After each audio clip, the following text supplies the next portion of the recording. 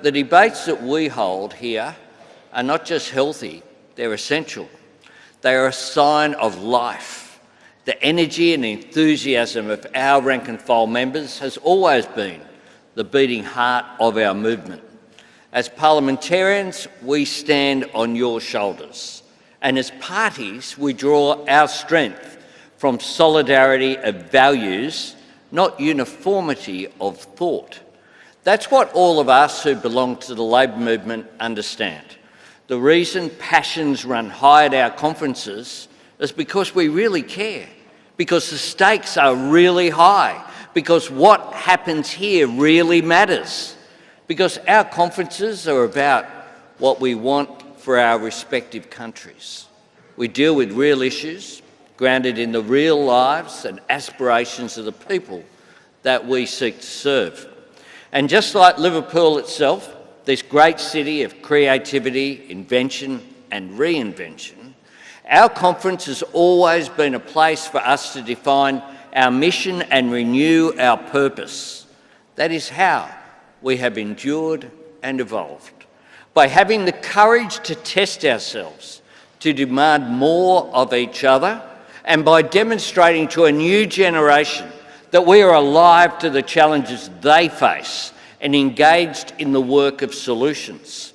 That's what both our nations did after the Second World War, when Clement Attlee and Ben Chifley and their Labor governments worked to build societies worthy of those who fought to defend the world from fascism and tyranny, by opening the doors of opportunity through education, by creating secure, well-paid jobs in manufacturing, by treating housing as not only the need but the right of every citizen, by making medicine affordable for all through Australia's world-leading pharmaceutical benefits scheme, and with the launch of that great pioneering endeavour in universal healthcare, the National Health Service.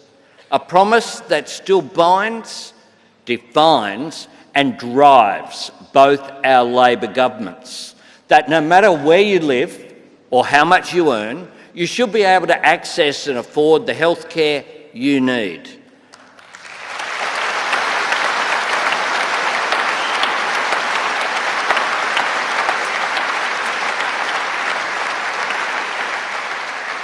The same work of renewal drove Harold Wilson and Gough Whitlam through the 1960s and 70s, when their governments made equality for women a Labor cause, when they grasped that for Labor to continue to be the party of fairness and justice, we had to become a party for the elimination of discrimination and prejudice.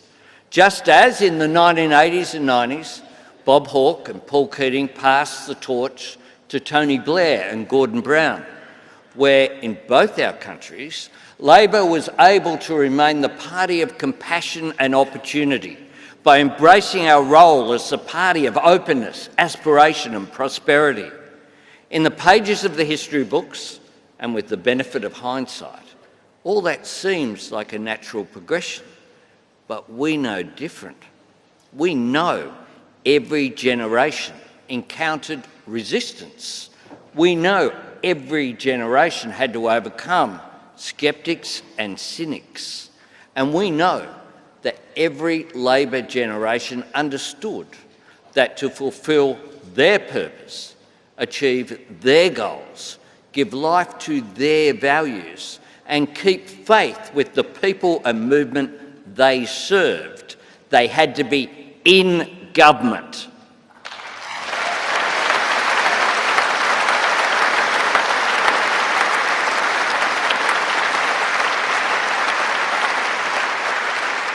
Government is where you get things done. The Labor mission has never been a theoretical exercise or just a rhetorical one. Our work is measured in deeds, and it depends on delivery, on change our citizens can see, tangible, practical outcomes that make a positive difference to people's lives. This is where all of you here in the UK had the most valuable resource for any Labor government, the asset every progressive leader in every positive and ambitious government wishes they had more of? Time. To give you some sense of that, in Australia, my colleagues and I were re-elected less than 5 months ago, and yet our next election is due before yours. For Labor governments, every single day counts, because it takes time to turn promises into progress. It takes time for plans to work and be seen to work, for inflation to fall, wages to rise, new homes to be finished, new energy connected, new hospitals to open, new investments in education to flow into results. It takes time to tackle problems that have been created over decades. It takes time to repay trust by delivering on commitments and, in doing so, build trust for future action. It takes time to make change with people and make change work for people. And none of that means we can expect or ask for patience. Cost of living pressures do not wait. Communities that need new jobs and homes cannot wait. Families that need better schools and hospitals cannot wait. The challenges that the world throws at us, from economic turmoil to threats to our national security, never wait. And the action that we need to take on climate change, the work we need to do to seize the jobs and opportunities of clean energy, that cannot wait. So while governments always need to be able to tell the difference between what's urgent and what's important, in the end, we have to do both. To take immediate action in a way that anticipates and creates future opportunities, to navigate stormy seas while always keeping our eyes on the horizon, and to bring both optimism and urgency to the work of delivery, to acknowledge the pressures that people are under, explain the causes and take action to help. To make it clear that while we cannot always predict or control the challenges we will face, we can determine how we will respond. In Australia, our election came against the backdrop of the worst global inflation since the 1980s and the biggest international energy crisis since the 1970s. And there was no quick fix, no easy answer. These same circumstances had brought about the defeat of incumbents around the world, and had some predicting that our first-term Labor government would be defeated or reduced to minority. But one of the reasons we won re-election, and indeed were able to increase our majority, is because in difficult times we offered people real hope. We didn't pretend that we had solved every problem in just 3 years, but we could point to an economy that was turning the corner. Inflation down, wages up, unemployment low, and interest rates starting to fall. And we offered a second-term agenda that built on the patient and disciplined work we had done in our first term. A positive plan to cut taxes, boost wages, build homes, and make it easier to see a doctor for free. That is the work we are focused on delivering now. That's the essential task of every Labor government, to apply our timeless Labor values to the challenges of our time. And friends, in 2025, our values and purpose and effort are needed more than ever before. In an era where artificial intelligence is transforming our economies, we must stand up for secure jobs and fair wages. We must show our citizens that what Harold Wilson called the white heat of technology can forge new opportunities for working people. At a time where young people feel the housing market is beyond their reach, we must build the new homes and create the economic opportunity that revives the dream of home ownership. For cities and regions on the front lines of economic change, we must invest in the education and training that empowers people to fulfil their potential. And we must build the clean energy that will power new jobs and industries. We approach this work with determination and with optimism, because all of these problems can be solved, all of these opportunities can be seized, but only if our people continue to see our institutions as the best way to make it happen. We all know this is a time when trust in governments and institutions is under challenge. We all sense this is an era where our capacity for peaceful disagreement is being tested.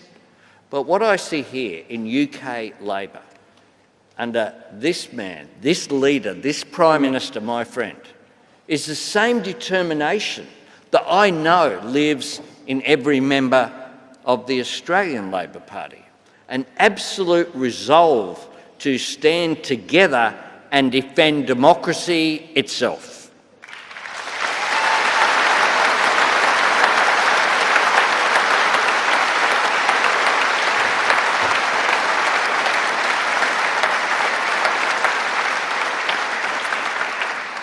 Friends, this is where one of the oldest choices that both our parties made remains one of the most important. In Australia and here in the United Kingdom, the trade union movement chose to advance the rights of working people, not just in workplaces, but by forming a political party. In Australia and the UK, Labor, as a movement, chose democracy. We chose Parliament and progress over protest. We chose to be both a movement for change and a party of government. We chose to make ourselves part of a system where our political fortunes rise and fall on the power of ideas and the judgment of our citizens. We set ourselves the task of winning people's trust and proving worthy of it. And make no mistake, when we chose democracy, we chose the hard road, because building to last takes time. Delivering change is more difficult than just demanding it. Working within the system is tougher than railing against it. And creating solutions requires more of us than just shouting slogans. In a democracy, being a party of government means grappling with uncertainty and complexity.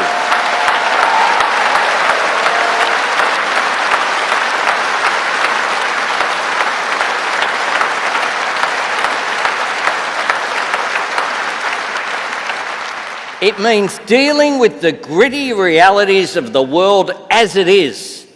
And it means making, and yes, owning, tough decisions in the national interest, being honest with people about the scale of the challenges facing us and the time and effort required to meet them. But friends, we wouldn't have it any other way. We're better for all of that. Our plans and policies are stronger for it. Our vision and our ambition for our people is bigger because of it. And our countries are better for it too. Because in the end, the hard road is the only one that takes us anywhere. Tearing things down is easy, but it doesn't leave you with anything. The low politics of fear and resentment are easy, but they only divide the country, they don't advance it.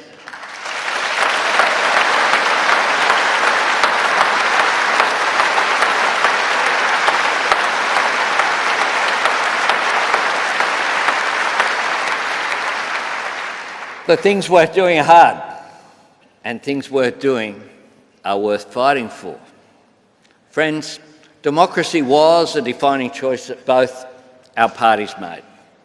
I want to finish with an old truth that both our movements know, a message that the men and women of the trade union movement carried on their banners more than a century ago. Unity of Labor is the hope of the world. That has always been Labor at our best. Unity of party and unity of purpose. A movement that looks out to the world with hope for the future and works together to make it better. Unity of Labor reflects the power of solidarity to drive change. And it reflects the responsibility of Labor to promote unity, to foster cooperation and understanding in the world, and to build cohesion, respect and harmony at home. We do that by embracing patriotism as a truly progressive cause, by demonstrating that our love of country is what drives us to serve it, and also to change it for the better, by encouraging pride in everything that sets our nations apart from the world, by building faith in everything that brings us together, and by making it clear that the strength and power of the symbols that unite us lies in the faith that they belong to all of our citizens, not just some. Because in both our nations,